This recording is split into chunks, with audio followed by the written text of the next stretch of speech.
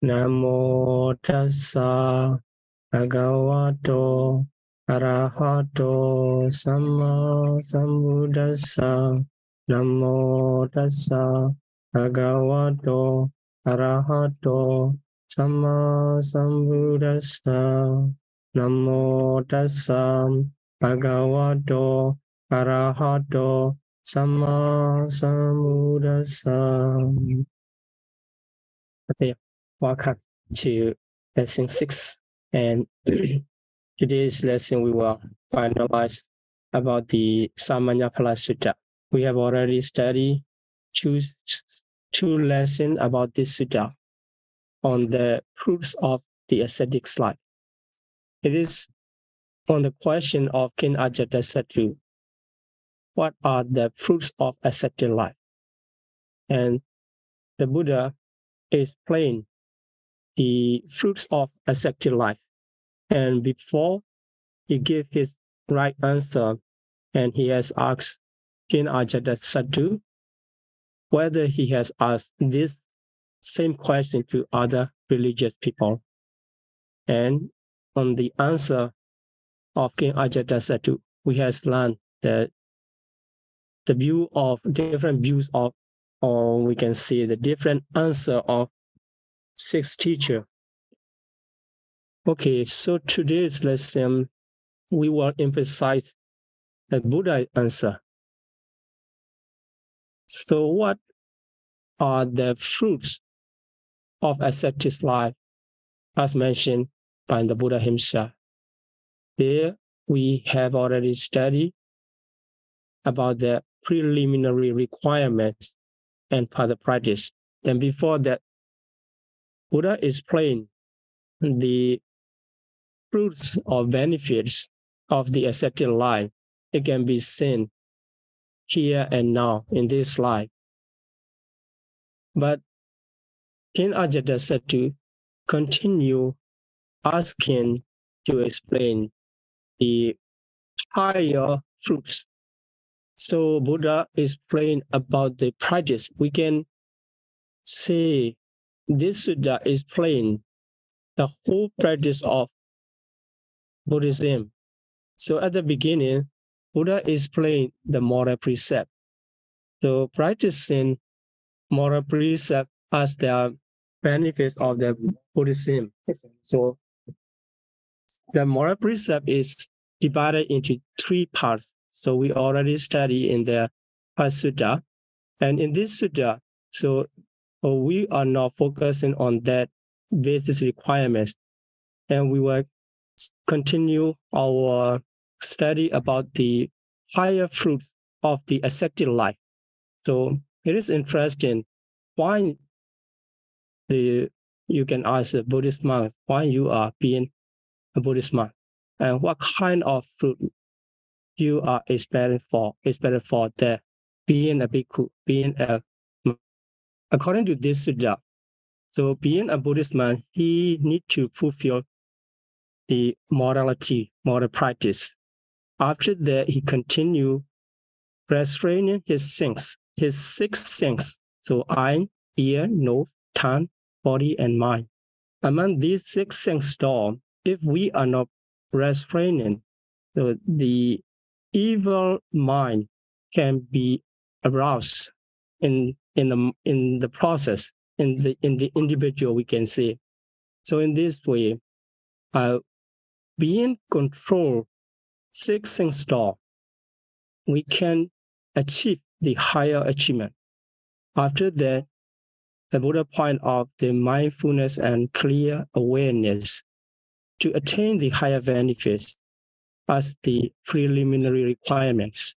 Then the last basis requirement Buddha's mentioned about the contentment.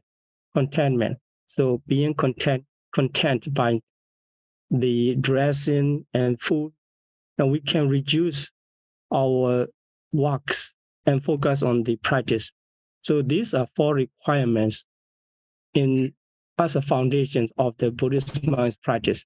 Then after fulfillment of 4 requirements, he is ready to meditate in solitary lodging. So he can find anywhere anywhere in a secluded area, or whether it is in the forest or under the tree or inside the cave, anywhere, he can start his meditation to find out the spiritual achievement. After that, in the sutta, Buddha mentioned the right posture.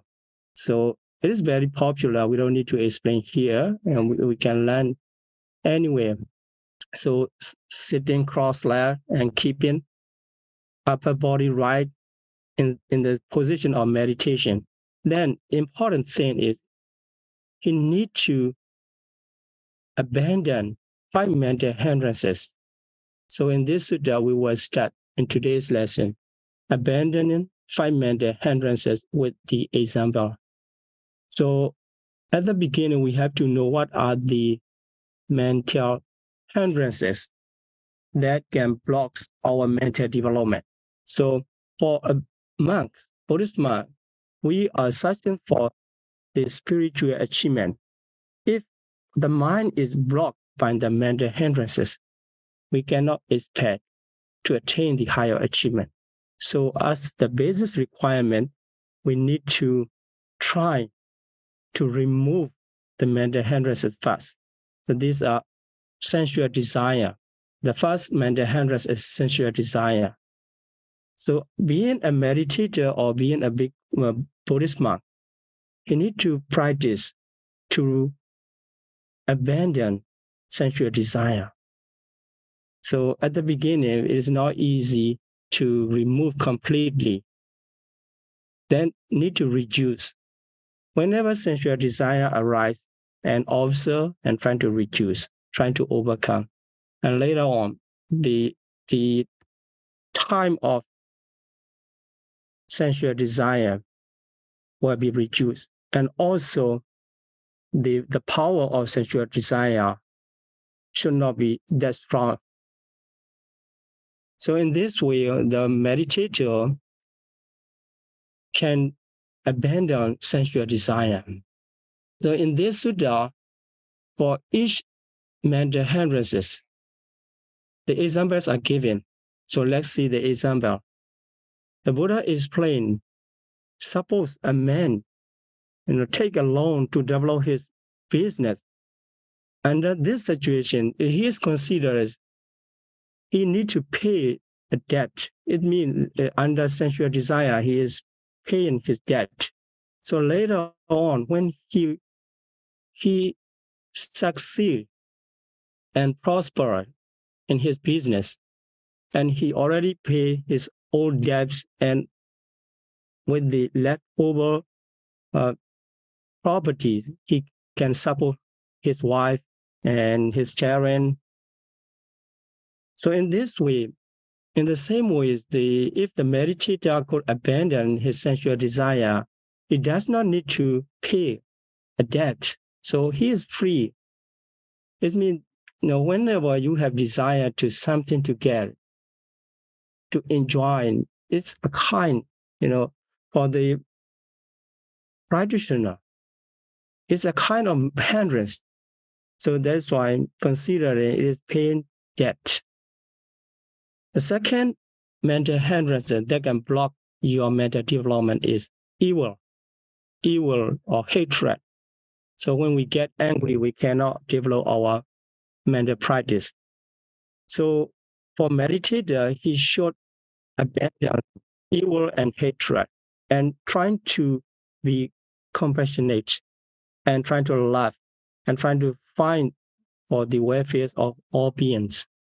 In this way, he is free from the second mental hindrance of evil or hatred.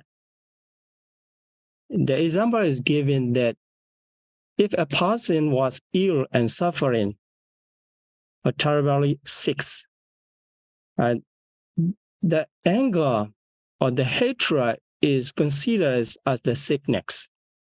So if we can overcome anger and live with a compassionate mind, with a compassion, so we are free from the mental illness, not physical illness. So this is second mental hindrance to overcome. So the third one, when we try to meditate, so focusing on meditation object, become sleepy. So it's considered as the third mental hindrance. So sloth and torpor. So drowsiness come and we cannot focus, we cannot be mindful, and we cannot pay attention on the right object. So we have to overcome that sloth and torpor. So the example is given that in this case, the man is bound in prison. So like this, he cannot do whatever he like because he is in prison. So for after that, he was out of the prison. So he can do according to his own will. In the same way, if we can overcome drowsiness, we can develop our mind, we can develop our practice. Then the fourth mental hindrance is a worry and flurry. So if we worry and if our mind is distraction, we cannot practice, we cannot develop our practice. That's why we need to calm down our mind and overcome the worry and flurries. So this is very important. Whenever the meditators start to practice, I always report about the distraction or wandering thought always occupy his practice. Then this is considered as the being a slave or wandering thought. So if we can overcome, we become a master. So we are not anymore. We are not slave anymore. And we become a master, and we can order our mind. We can control our mind. Then the last mental hindrance is doubt. Doubt, whether this practice is correct or not, always doubt. So you cannot develop. So having the proper understanding about the way of practice and about the object, about the way of development, then we can overcome the doubt. So here in this case, the doubt is compared to the journey through the desert. So if you are going desert with a little food, and if you have doubt, and you will be in trouble. So we have to overcome doubt in the practice. Okay, so if the meditator or practitioner could overcome 5 mental hindrances, he's considered as free, as if free from debt, free from sickness, mental sickness, free from bounds, free from slavery, and also he already overcome the hard journeys or difficulties inside in the journey of desert. So it means he could develop for the primary stage. Then we can consider his mind that if meditator can overcome 5 mental hindrances, so his meditation practice is pretty improved. Then we can observe his mind. In his mind, the gladness arise in him. In the practice, he become happy and glad to be observed, glad to observe the object, glad to practice. So we don't need to encourage, or you don't pay attention on something, some out of the practice, because he himself feel the gladness inside him through the practice. After that, he feel delightful feeling. After that, his mind is tranquilized. So by these qualities, we can assume he is pretty good in meditation. Then he feel joy. It's called happiness, happy mind in meditation. With the happy mind, he can develop concentration. His mind become concentrated. So in this level, the meditator is happy to practice, happy to develop his concentration, overcoming five mental hindrances. Then the Buddha start to explain the benefits or the fruits of ascetic life, the attainment of jhana, high concentration, not only ordinary concentration, high concentration, we can find the very high blissful state through the meditation. It is called jhana. So jhana is divided into four in the material statement. So material attainment, first jhana, second jhana, third jhana, and fourth jhana. But this is considered as the successfulness or the attainment of the concentration practice. So between the two training, or moral training and concentration training, we need to know what are the preliminary requirements. Then we need to know what are the suitable place and how we should meditate. And by the abandonment of five mental hindrances, we start to achieve spiritual achievement in the practice. Then finally, we attain the first, second, third, and up to the fourth jhana. These are successful states of the concentration practice. After that, Buddha explained the 8 kinds of knowledge as the achievement of the wisdom training. So in this case, not all 8 are considered as the wisdom. Although these are mentioned by the word of the knowledge, jnana, most of them, if we say exactly, the 6 of them are considered as the concentration-based wisdom, concentration-based knowledge.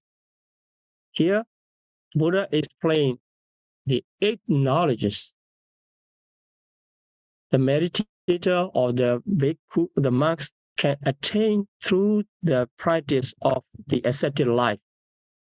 So if you are a lay person, it is not necessary to ordain. If you practice moral precept, if you practice concentration, you still can achieve. And also, if you continue practicing the wisdom, you still can attain 8 knowledges. So here, the first knowledge is called the vipassana jnana. So it is very popular one in the meditation, the insight meditation is called the vipassana. So vipassana jnana, we already explained briefly the knowing and seeing about the life phenomena of the life. So here we will study one by one. The first knowledge of vipassana jnana is mentioned by the Buddha. So we have to aware that before we practice vipassana jnana, it is better to practice the concentration, because here in this sutta, the Buddha already mentioned when the mind is concentrated. So mind is concentrated, we can practice properly. We can observe the phenomena of the life, materialities and mentalities properly. If our mind is not concentrated, it is hard to observe. It is hard to keep on the right object because our mind is under the sensual desire or evil or hatred or sleepiness. We cannot easily concentrate. We cannot easily focus on the right object. That's why here the requirement for the wisdom training is concentration. So here, when the mind is concentrated and purified, the purified means no more mental hindrances. At that moment, the meditator can direct or incline his mind toward the right object to know and to see, so not to attain the knowledge and vision. Okay, here the vipassana practice inside knowledge is mentioned on the 2 objects of body and mind. So when we observe our body through the vipassana practice, insight meditation practice, So body, we have to know this is materiality, composed of materiality, and made up from the four great elements. So it is very obvious, four great elements for Buddhist practitioner. So it is the earth element, wind element, and water element, and fire elements. So inside our body, we can find out the natures of four great elements. Then we recognize our body is made out of four great elements. If you can direct your mind to four great elements, and you can say, I'm practicing Vipassana meditation. I'm developing my inside knowledge. And on the other hand, you can observe my body is born of my mother and father, my parents. So this seemed to be easy way at the beginning. So my body is that to identify our meditation object. And for the four great elements, it will be a little bit difficult at the beginning. Then also you can continue observing the nature of material body. And finally, you can see the arising and dissolution of material phenomena inside your body. So it becomes a higher level of the inside knowledge. So at the beginning, you cannot see. You just need to be aware of the real statement of physical body. After that, here in this sutta, the Buddha gives just a short expression about the Vipassana practice on consciousness. So consciousness is supported by the body, physical body. Whenever your consciousness, your mind arises, you can find out it based on your physical body. For example, eye consciousness. When you see something, eye consciousness arises in your mental process. So it based on your physical body of eye base, eye sensitivity. Without your eye, you cannot see. It means seeing consciousness, eye consciousness cannot arise. So in the same way, when you hear something, based on your eardrum and ear sensitivity, so whatever consciousness arises, you can find out the consciousness is supported by physical body. So this is the short expression about the Vipassana meditation on the mentality. So both material body and mental body, we can say the mentality group can be observed by the inside knowledge. This is the first stage of wisdom training. So you know clearly about your physical body, you know clearly about your mind. So this is called Vipassana Jnana. So when we continue reading the Nikāya study and sutta, we will learn in other sutta how the Buddha explained about the Vipassana meditation practice. So in this sutta, we will move on another knowledge.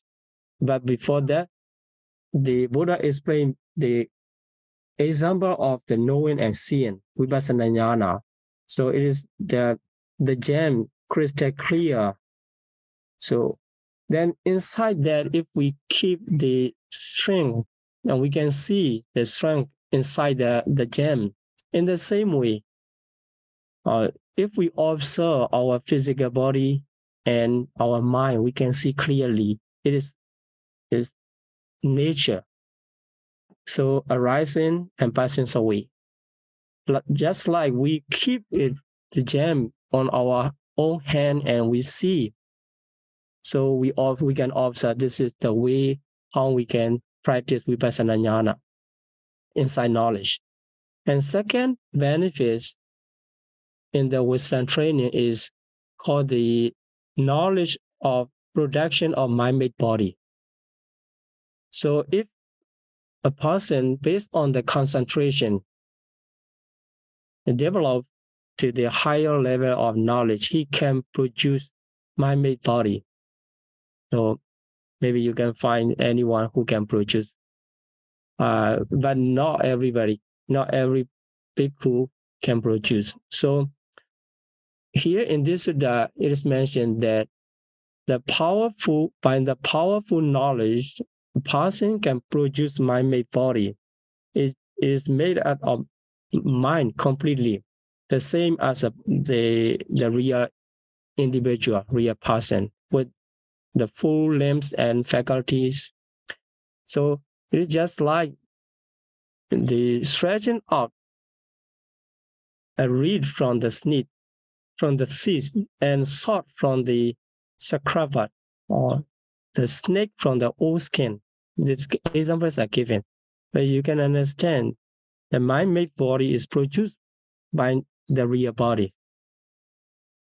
So if a bhikkhu or a monk practice well, and he can do this in the successfulness of the mental training. And the third one is the knowledge to perform the various supernormal power.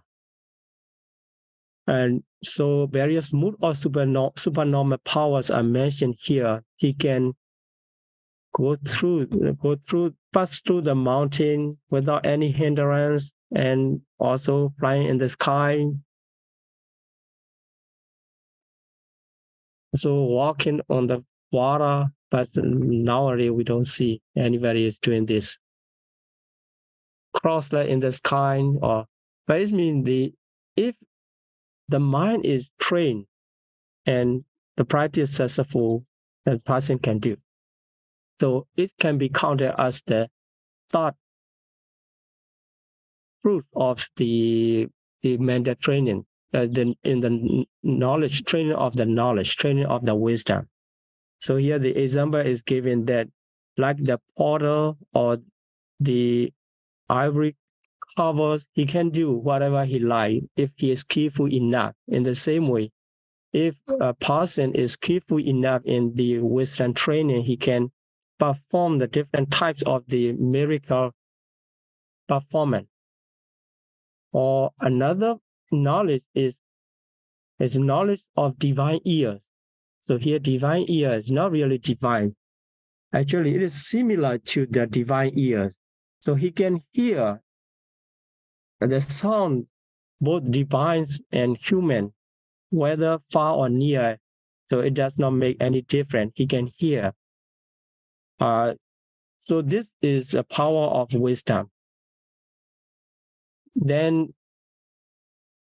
the example is given that when a person is going a journey and taking a journey, and on the way he's hear a drum, we already know, and small drum or whatever instrument is playing, and he know clearly in the same way. So if a practitioner could develop the knowledge up to this level, he can hear far distance, any voice, any sound he hear, and he can identify.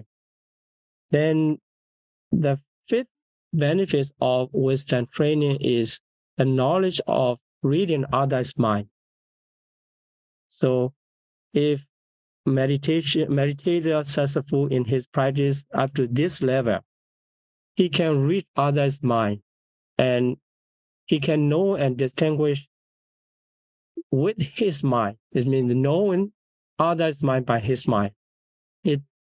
So here in this Sutta is mentioned different classification of minds. Sometimes the person have the mind with passion, so passionate mind. He can know. So this person have the passionate mind, or if not, without passion. And also with the hatred or with delusion, so he can read and he can identify.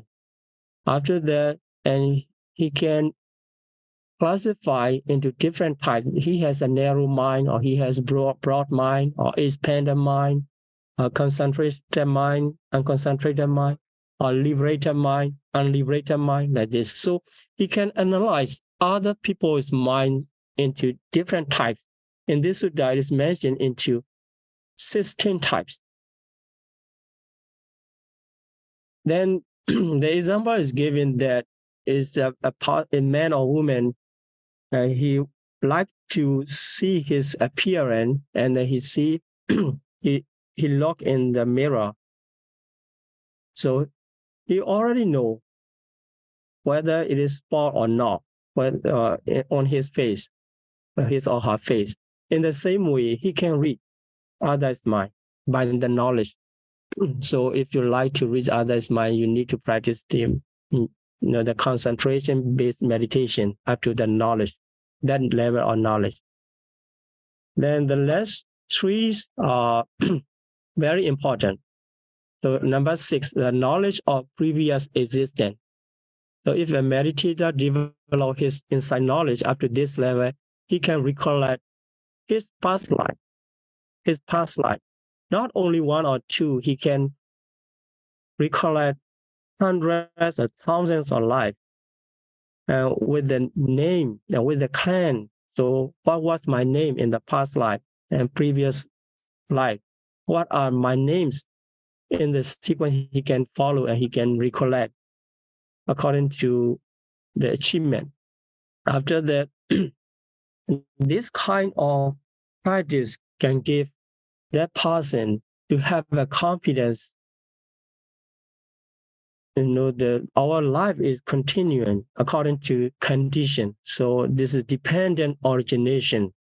So if someone has this ability to recollect the past existence, and he knows, oh, this is not only life come to appear and disappear, still have the previous life in this way. And also keep going, observing. So I was born there, and after that moment, and I was born another realms or existence, and up to this life. So being died there, and I was born here. So the process of life come to appear in his knowledge. Then he remember detail. So the example is given. We visit some villages, then we reach here, and when we talk back, so at the beginning I was there, and I visit that village. After that, I take this road, and I reach another village, and finally I came here. In the same way, if a person have ability to recollect previous life, he can have this kind of knowledge. He can observe and he can claim himself. Then 7 knowledge is divine eyes. So here divine eye is mentioned about the knowledge of the passing away and arising of the living beings. So by the knowledge of divine eye, we can observe if a person is going to die. After near that moment, what happened? After that moment, he reborn where? Now we can identify. This is the knowledge. Whoever have this knowledge, and he can observe, pay attention on this certain individual, if it is near that moment, and he can find out cause and effect relationship. And this divine eye is considered as the knowledge, not really eye. He's not using his physical eye. He used his knowledge to observe this passing away and arising of the beings. So he can find out the different beings, inferior, superior, beautiful, ugly, or fortunate beings or unfortunate beings. And also with the divine eye, the power of divine eye knowledge, he understands the beings' face according to their karma, their action they had done in the life. So if we consider our life here, we were born, according to Buddhism, we were born due to the karma. So karma produces our life, and karma managing our life, the good and bad situation we encounter many cases. But still, for the human being, we can still use our own effort and knowledge to overcome our difficulties. So here, when he observes using the knowledge of divine eye, he sees these beings who are endowed with the bad conduct of body, speech, and mind, and they are performing evil action in the life. By this karma, by the power of this karma, and for the next life, he was born in the plane of misery, awful state, bad destination. So here is this mentioned the cost. He is insulting the great person, great people, and holding the wrong view and taking the wrong action in this life. So this life action will cause the next life in the miserable land, the miserable plane of existence. In the same way, those are being born in the miserable existence can be considered as us due to their own action they had done in the past. So in the opposite way, the people are beings in the good conduct of body, speech, and mind, properly behaving and with the compassionate mind, and holding the right view, understanding cause and effect relationship can be considered to be born in the good destination after this life. So, this is just theory. So if you want to know or want to identify by your own experience, you need to practice up to the achievement of the knowledge of divine eye. You can identify yourself. Then, for the example of divine eye, the Buddha gave, suppose a man was standing in the building at a crossroad with a good eye. He was standing and he can observe the people entering this side and the other side, also crossing the road and leaving the house or walking on the street, sitting in the middle of the crossroads somewhere. So in the same way, by using divine eye, he can see the living beings down here and performing this wrong action, they were born there, and performing the good action, they were born there due to their own karma, their own action. So in this case, we can find out the two functions of divine eye. So these two functions are mentioned in different sutta. Here, the visible form, observing the visible form near or far, tiny or great, fine or gross, it doesn't matter. If it is visible form, by using the knowledge of divine eye, you can see.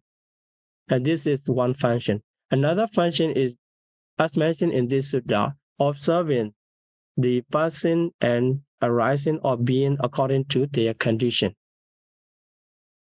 Okay, so for the last achievement of mental training, it is called the knowledge of the destruction of corruption of the mind.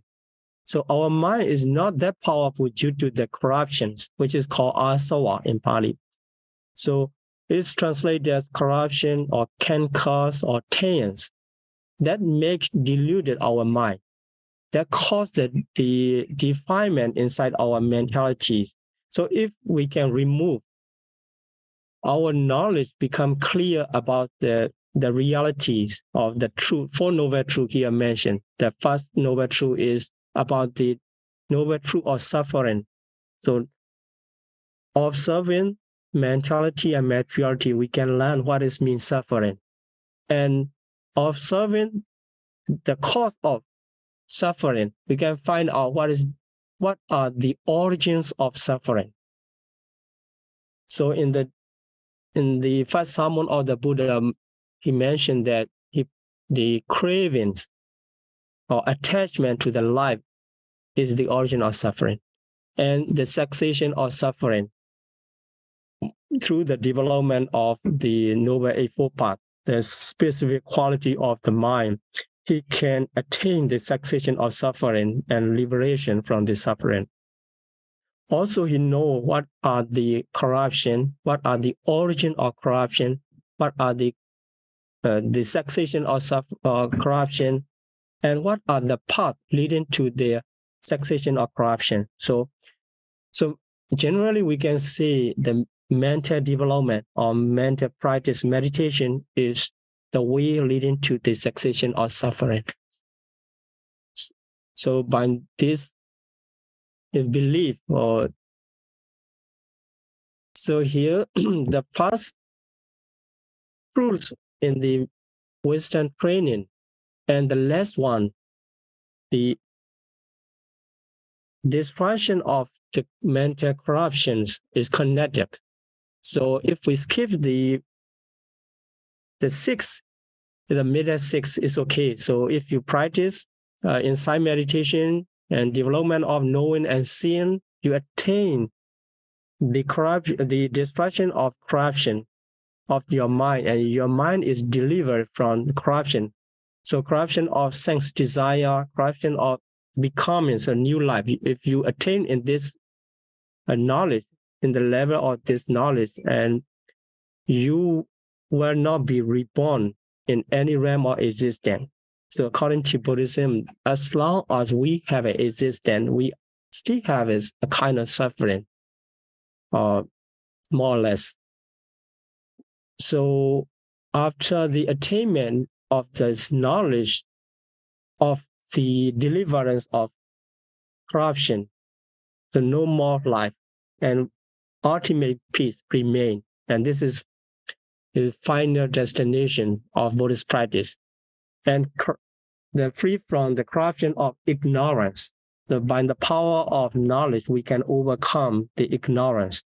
Then in this way, he knows himself, or the knowledge arises in me. I already attained the highest level of knowledge. This is deliverance. So in this way, he can claim the birth is finished, the no more rebirth, and holy life has been led, already practiced up to the highest achievement. So I have done whatever I have to be done in this life cycle, and there's nothing further here and in future, so no more future. In this way, he can be out of his suffering cycle. So it is mentioned that if someone have the good eyesight and he was standing on the bench of the pond and he see clearly in the crystal water, so he see the fish are going around, So in the same way, he know his attainment, his achievement, the state of achievement. So the bus is finished, etc. So the Buddha finalized to answer the question of the King Ajatasattu, what are the fruits of ascetic life? And the Buddha keep the highest position, this knowledge at the highest position of the ascetic life. So if someone want to practice for this level of achievement, he can start from the moral tier. So without the morality, it is almost impossible, we can say that. Then in this way, after the Buddha gave this answer to the King Ajatasattu, he claimed, he rejoiced. And after that, he claimed, this is very clear to me. When he approached to the sixth teacher, he couldn't get the proper answer in this way. And finally, he could find. And after that, the king take refuge to the Buddha, Dhamma, and Sangha, and he claimed himself as a lay follower. I will also be practicing this as much as I can. So please regard me as your follower, and I'm following to your guidance. Then after that, this is interesting. The king continued to apologize the Buddha. Actually, he's not doing something wrong to the Buddha, but he killed his own father. His father was a good follower of the Buddha. His father already died, so he just confessed his fault, his evil deed. What he explained is here: may the Buddha accept my compassion of my evil deed, that I may restrain myself in the future. So here, the compassion does not stop. I did it. It continues to allow me to restrain myself in the future. I'm not repeating this kind of evil deed in my life. So we can do this kind of confession toward the respected person. So I did it. Yes, we cannot correct the past. It's already done. But we have to make sure I'm going to restrain myself not to do the same mistake in the future. Then the Buddha also accept his compassion, right? You already made this kind of transgression. So, but then you confess. We accept it for your future restrainers.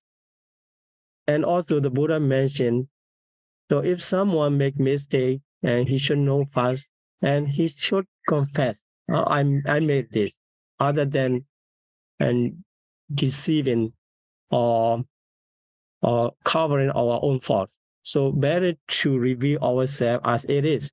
After that, we confess our confession and we trying to restrain ourselves not to repeat it again and again in the future. Then finally, the king, he left to the Buddhas and the Sangha, the audience. Then the Buddha gave the comment, because this king has done the serious mistake, serious fault, killing his own father. Otherwise, he could develop his knowledge up to the attainment of Dhamma-ān, spotless Dhamma-ān, to the achievement of enlightenment, if he pay attention on the Buddha's teaching properly. But now he has done a serious crime, killing his own father. He cannot restore, and he has the mind regretting on that, and he could not concentrate well. And also he lost the opportunity to have this kind of achievement. But anyway, he could confess and he could make determination not to make anything wrong in this way. Okay, so thank you for your attention. And this is how the Buddha explained on the question, what are the fruits? What are the fruits of the ascetic life? So if you want to know, and you need to read more and you need to discuss more. Thank you for your attention. And let's continue to Q&A session. Sayadaw, thank you very much for your teaching. Okay. First, we have a few announcements to make. During each session, Sayadaw will explain the outline of every sutta one by one. Here is homework assignment for this Nikāya study series. For our next homework assignment, Sayadaw would like us to read the translated third sutta of the Digha Nikāya in your preferred language to prepare ourselves before the next study session in 2 weeks. Please take notes during your readings. Submit your questions to our email address, americadhammasociety@gmail.com, and they will be answered accordingly. Here's the Google Drive link to Pāļi, English, Chinese, Burmese, Indonesian, and Vietnamese of the Digha Nikāya. On this link, you can also access the lecture notes of this teaching series. Lecture notes are also translated into Chinese, Indonesian, and Vietnamese. We have posted this link in the Zoom chat room. You can copy it now or reach out to us for more information.